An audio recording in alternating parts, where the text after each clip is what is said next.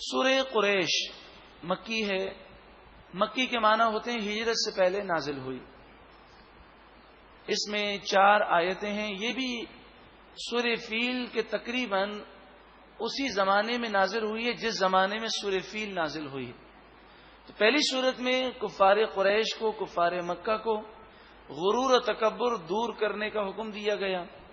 اب اس سورہ مبارکہ میں قریش کو اللہ کا شکر ادا کرنے اور اللہ کی نعمتیں پہچاننے کا حکم دیا گیا. قریش عرب کا، خصوصاً مکہ مکرمہ کا وہ قبیلہ ہے جو عرب میں سب سے زیادہ باعث تعظیم اور باعث عزت تھا. سب سے زیادہ لوگ اس کی عزت کرتے اور لوگ اسے یہ کہتے کہ یہ اہل حرم ہے.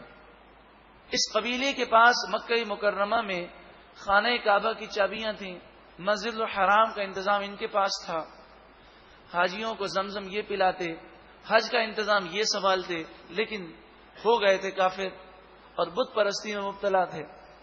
تو انہیں اللہ تعالی کی نعمتیں یاد دلائی گئیں. مکہ مکرمہ میں اس زمانے میں کوئی کھیتی باڑی نہیں ہوتی تھی، یہ پہاڑی اور پتھریلا علاقہ ہے. لیکن قریش کے لوگ سال میں 2 مرتبہ تجارتی قافلہ لے کر جاتے.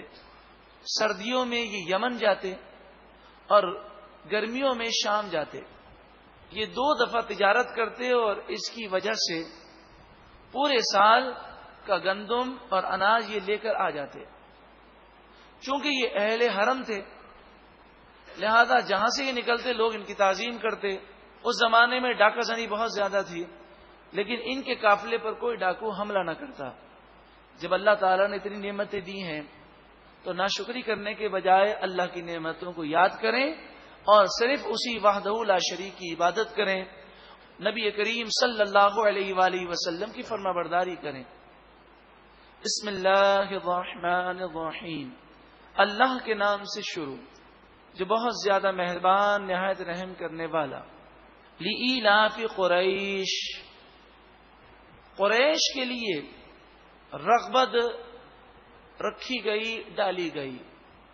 یعنی قریش کو اللہ تبارک و تعالی نے 2 سفر تجارت کا طریقہ سکھایا اور اس طرف انہیں مائل کیا.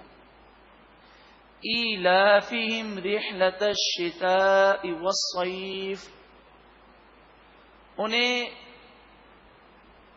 سردی اور گرمی کے 2 سفر، سردی کا ایک سفر اور ایک گرمی کا سفر، سردی اور گرمی کے سفر کی طرف مائل کیا اور انہیں رغبت دی اور وہ یہ سفر کرنے جاتے ہیں اور ان کے لیے سہولتیں ہیں.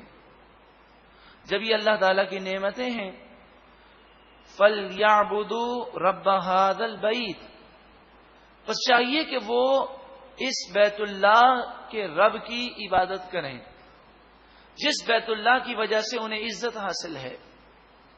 الذی اطعمہم من جوع، وہ رب جس نے انہیں بھوک میں کھانا دیا، یعنی بھوک میں مبتلا ہونے سے انہیں محفوظ رکھا. اگر ان کے لیے تجارت کی راہیں نہ ہوتی تو یہاں تو زراعت تو پیدا نہ ہوتی، یہ کیسے گزارا کرتے.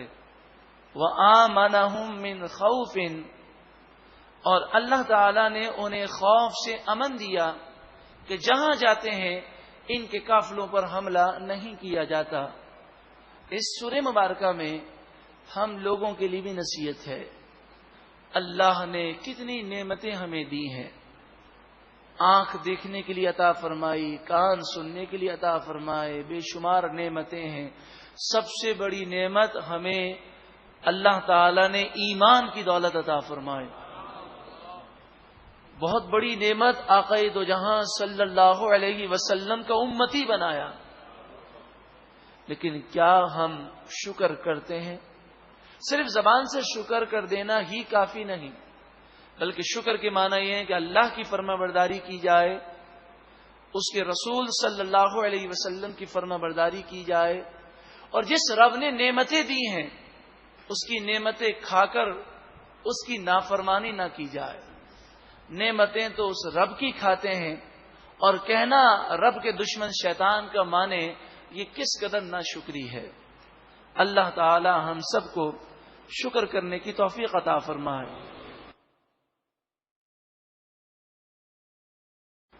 سورہ قریش مکی ہے. مکی کے معنی ہوتے ہیں ہجرت سے پہلے نازل ہوئی. اس میں 4 آیتیں